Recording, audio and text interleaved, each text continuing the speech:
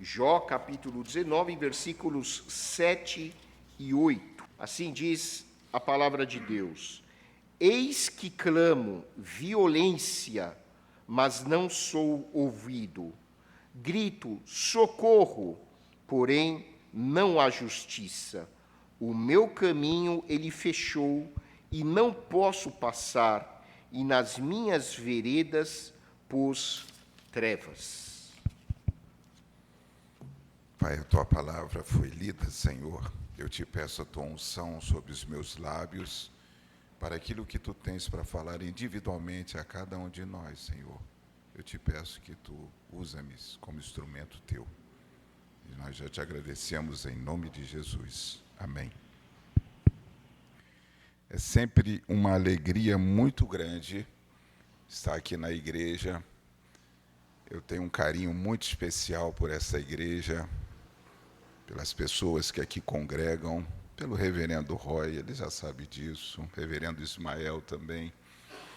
E sempre que eu venho, eu tenho essa oportunidade de estar aqui em São Paulo, né, junto à minha filha, meus netos, né, eu venho para cá. Aqui eu me sinto em casa.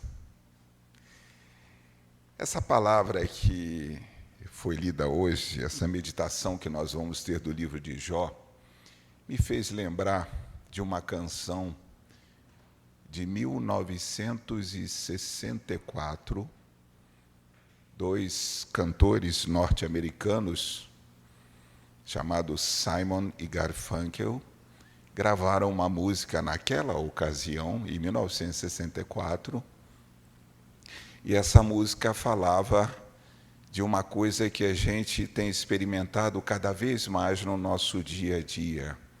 E o nome dela é The Song of Silence, o som do silêncio.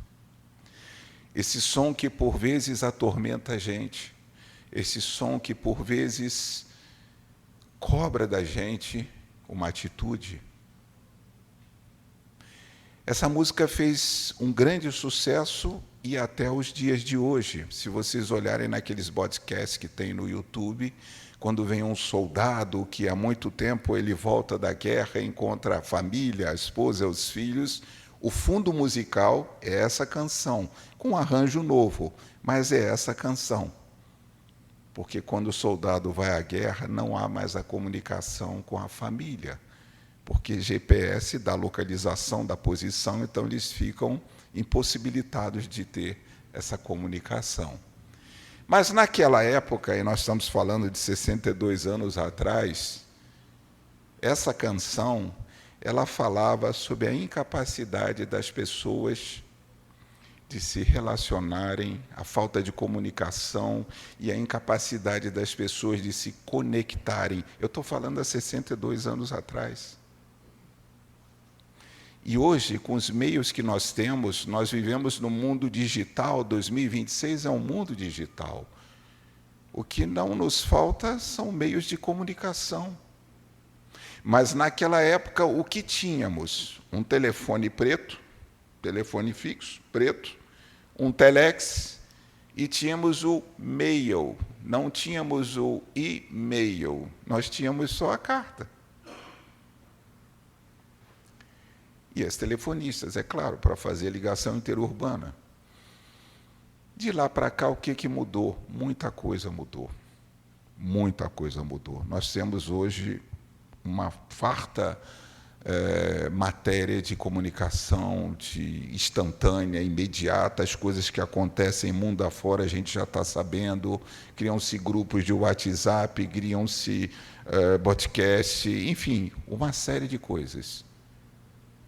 Mas o que está por trás disso daí? Essa letra, além de ser uma crítica a isso tudo, ela também falava da solidão, falava da superficialidade dos relacionamentos. É o que a gente vê hoje.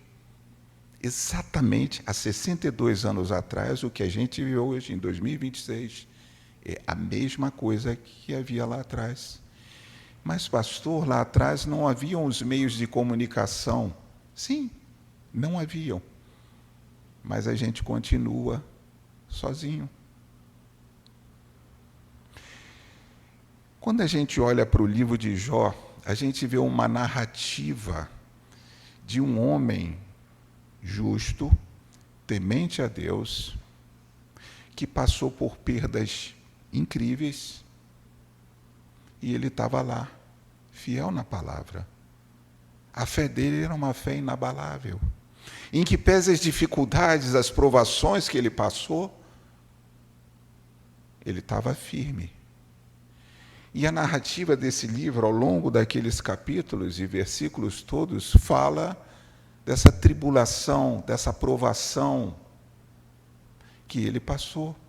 E naquela ocasião não tinha nem o telefone fixo, nem o e-mail, muito menos o telex. As notícias chegavam por meio de, como é que chama? Mensageiros. Por meio de mensageiros. Olha, suas ovelhas foram todas arrasadas, seu rebanho foi destruído. E assim Jó ia escutando aquelas coisas e ia ficando preocupado. Um silêncio começava a dominar a vida dele. Como é que pode? Eu sou um homem justo, sou um homem temente a Deus, eu observo todos os preceitos da palavra de Deus. E essas provações, cada vez mais as notícias chegavam e vinham no sentido de prová-lo. Mas Jó tinha uma coisa que era inabalável, era a fé. A fé que remove montanhas, a fé que muda o quadro, a fé que traz à existência as coisas que não existem. Essa fé fez toda a diferença na vida de Jó. Às vezes a gente costuma falar, puxa, que sofrimento de Jó, não tenho essa aprovação. Mas entender o que é aquilo, o que foram aquelas notícias chegando no ouvido dele, realizando aquela cena, como é que ele se portou, como é que ele se colocou. E as perdas não eram só materiais, tinham vidas também. Mas quando a gente começa a comparar essa canção do som do silêncio com a total comunicação que temos hoje, nós, por vezes, experimentamos o silêncio da solidão. O silêncio que faz com que questionemos até a nossa maneira de ser. O silêncio que faz com que, em meio à tribulação, em meio às provações, nós olhamos e falamos, por que essas coisas estão acontecendo comigo? O que eu fiz para que essas coisas estivessem acontecendo comigo? Às vezes as pessoas pensam até que o nosso Deus é um Deus punitivo. E a nossa mente vai lá atrás e fala, você fez aquilo naquela vez, você está pagando agora. Irmãos, isso não existe. As provações e tribulações fazem parte do crescimento espiritual. A palavra de Deus diz, no mundo tereis aflições, provações, tribulações, que são palavras de mesma raiz. Tem de bom ânimo, eu venci o mundo. O que quer dizer isso? No mundo terás tribulações. Eu, Jesus Cristo, venci o mundo, venci o sistema operacional do mundo. Deus criou todas as coisas, mas quem opera não é Deus. Então, quando a gente olha essa palavra e faz um comparativo com a gente, Senhor, minha vida está nas tuas mãos. Eu sei que esses momentos eles vão passar. E eu acho e entendo que a oração pertinente nessa hora é o seguinte, Senhor, se puderes, abrevia esse tempo. Abrevia esse tempo. Eu costumo dizer que o ferro, para se tornar aço, para ele ficar forte e resistente, o ferro precisa de uma têmpera, um choque térmico. E nesse choque ele vira aço duro. A nossa vida é assim também. Nós precisamos passar pelas provações, porque são elas que nos ensinam a maneira como a gente vai crescer. São as provações que nos ensinam um caminho, são as tribulações que fazem com que nós pesquisemos mais, trabalhemos mais, nos aprofundemos nos estudos para que possamos crescer. Porque quando você está num cercadinho de tapete vermelho, sem esses ingredientes, você não cresce. Você vai ser sempre a mesma pessoa. Mas e o silêncio? Por que Jó experimentou aquele silêncio? Às vezes Deus opera um silêncio em nossas vidas. Mas esse silêncio não significa dizer que nós fomos abandonados. Nós podemos estar só, mas nunca vamos estar sozinhos, porque Deus é conosco. Philip Yancey conta uma história de um nadador, no entardecer, ele vai nadar num lago. E ele entra no lago e dá umas 90 braçadas. Chega num dado momento das 90 braçadas, ele para e ele observa que um nevoeiro denso cobriu toda a área. Ele não enxergava um palmo para frente. E ele, então, achando que aquilo é uma nuvem, uma coisa que está somente naquela área que ele estava, ele nada mais uns 10 braçadas para frente e nada. Eu vou para a esquerda, então. Ele nada para a esquerda e a mesma coisa, nada. Eu vou voltar para a direita e voltava para a direita e nada, até que suas forças já estavam exauridas. Ele estava cansado. Em meio a um lago, uma densa névoa, ele não sabia, ele perdeu o referencial, ele perdeu o rumo, estava cansado. Um silêncio absoluto. E aí, ele ouve uma voz lá longe. Ele se direciona para aquela voz e começa a nadar e chega na margem do lago. Às vezes, na nossa vida, nós estamos esperando essa voz nos chamar, para que nos mostre o caminho, a verdade e a vida. Essa voz, quando nos chama, nós nos direcionamos para ela e caminhamos. Eu costumo dizer que semana passada eu estive num circo lá em Teresópolis e eu falei, não vai ter aquele cabo de aço que o equilibrista anda em cima do cabo de aço? Não, o circo não tem mais essas coisas. E o circo também não tem mais animais, tá? Não tem mais animais. É um circo high-tech. Tem projeções, tem som, tem música, é um negócio bacana. Mas eu me lembro lá atrás daquele cabo de aço. E a vida da gente é mais ou menos parecido com aquilo. Aquele cabo de aço que era esticado de um lado para o outro, o malabarista, o equilibrista, acho que é malabarista ou equilibrista, agora eu não sei. O que será? Aquele que segura uma vara, equilibrista. Ele segura a vara, anda naquela linha, naquele cabo de aço, se equilibrando com a vara e seguindo, e chega do outro lado. E todo mundo aplaude. A vida da gente, o nosso cotidiano é exatamente aquela figura. Como assim? Você entra, quando você põe o pezinho para fora de casa, você está andando em cima daquele cabo de aço. Só que filhos de Deus andam com a palavra na mão e olham para frente, olham para Cristo.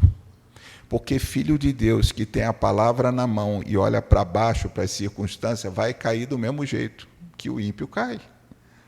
Mas quando você segura a palavra, crê na palavra, tem fé na palavra, continua a sua caminhada que você vai chegar lá, olhando para Cristo e não olhando para as circunstâncias.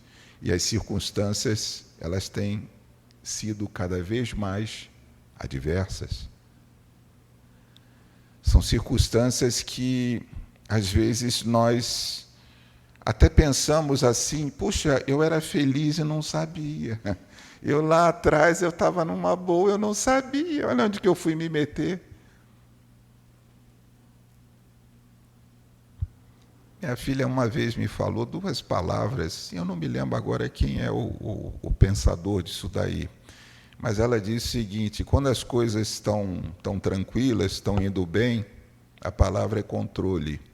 E quando as coisas não vão tão bem assim, vão muito tumultuadas, muito atribuladas, a palavra é conhecimento. Eu falei, realmente, você tem razão. Porque quando as coisas estão muito atrapalhadas, você pesquisa mais, você estuda mais, você aumenta o seu conhecimento. E quando você aumenta o seu conhecimento, você melhora a sua projeção. Na palavra de Deus é a mesma coisa. O crescimento espiritual vem pelas provações. Quem não é provado, quem não está passando tribulação, quem não está passando provação, desconfia da sua conversão. Porque a palavra de Deus diz isso. Mas a palavra também diz para que a gente não fique contemplativo com as coisas. Seja atento como a áspide e manso como o cordeiro. Não fique contemplativo com as coisas, fica atento com as coisas que estão acontecendo à sua volta. Não fica no modo offline ou no modo avião, fica atento. E não fuja dos desafios. Eles fazem parte do seu crescimento. Jó passou momentos incríveis. E os amigos que se chegaram a ele, os 3 amigos, estavam tentando, de uma certa forma, achar alguma coisa para que Jó pudesse blasfemar contra a palavra. Mas Jó estava firme. Nu eu vim, nu eu voltarei. Jó não estava apegado às coisas, Jó estava apegado à fé que ele tinha em Deus. E essa fé que remove montanhas, essa fé que faz toda a diferença na nossa vida, essa fé que em meio à tribulação nós paramos e falamos: Senhor, eu sei que isso vai passar, mas abrevia esses momentos. Senhor, eu sei que essas coisas fazem parte do meu crescimento, me dê forças para enfrentar. Eu sei que trevas têm se levantado, que as pessoas se levantam contra você, seja na vida social, seja no trabalho. Mas saiba, você nunca vai estar sozinho. Deus é contigo. A solidão, às vezes, faz parte da nossa vida. O silêncio de Deus, às vezes, faz parte também. Mas lembra, quando estiver passando por esses momentos, não vai para o banheiro olhar no espelho e falar com cara de choro, falar: por que eu estou passando isso? O que eu fiz para merecer isso? Pensa assim não, gente. Fala assim: Senhor, obrigado, Senhor. Obrigado, porque eu sei que isso vai ter um final que nem eu sei. Mas eu sei que todas as coisas cooperam para o bem daqueles que amam a Deus. Tem pessoas mais radicais que acham que esses momentos difíceis que estão passando... Eu lembro de um desenho da Hanna-Barbera, da figura do leão e da hiena. Você lembra disso, pastor? Ah, não acredito. Do Lip e do Hard? Quem que não se lembra disso? O que era o Hard? O Hard era o cara pessimista, era a hiena, era pessimista. Ó dias, ó céus, ó azar, vai dar tudo errado. E o leão não, o leão era o cara: não, vamos lá, tenha fé, vamos seguir que vai dar certo. Nós não podemos nos sentir como uma hiena. Nós temos que ter aquilo que o leão falava, né, e comentava nos desenhos, que eram desenhos... É pena que a gente não tem mais isso, né? Acabaram aqueles desenhos, né? Mas aquilo que o leão falava: vamos em frente, vamos para a batalha, nós vamos conseguir. Tem pessoas que acham que momentos ruins na nossa vida ou perdas na nossa vida estão ligadas à maldição. Tem pessoas que pensam dessa forma. Mas o que eu tenho para dizer é o seguinte: quando você recebe a Cristo como seu Senhor e Salvador, as coisas velhas já passaram, eis que tudo se fez novo, o seu passado foi rasgado. Lá em Gálatas 2:20 diz assim: já estou crucificado com Cristo, e vivo não mais eu, mas Cristo vive em mim. E a vida que eu vivo agora na carne, vivo na fé do Filho de Deus, o qual me amou e a si mesmo se entregou por mim. O que ele está dizendo aqui? Jesus Cristo morreu pela gente? Morreu. E você morreu com ele? Não, Jesus morreu, né? A palavra diz o seguinte: quando Jesus foi morto na cruz, ao terceiro dia ele ressuscitou. E aqueles que morreram juntamente com ele, crucificados naquela cruz, ao terceiro dia ressurgiram com uma nova vida. Eles foram crucificados com a vida daquele velho homem Adão e ressurgiram com uma nova vida com o DNA de Cristo. Não há maldição para aqueles que receberam a Cristo, que são novas criaturas. Então, o passado, X. Ah, eu tinha lá um cheque sem fundo, então isso também está tudo zerado. Não. Deus não passa a mão nas consequências. As consequências, seja o cheque sem fundo. Acho que nem tem mais cheque hoje, né, pastor? Tem não, né? É Pix? Mas não tem como voltar o Pix, não, né? Tem? Ah, já tem agora? mas se, olha o tapetinho aqui. Mas se voltar, coisas que foram feitas, né?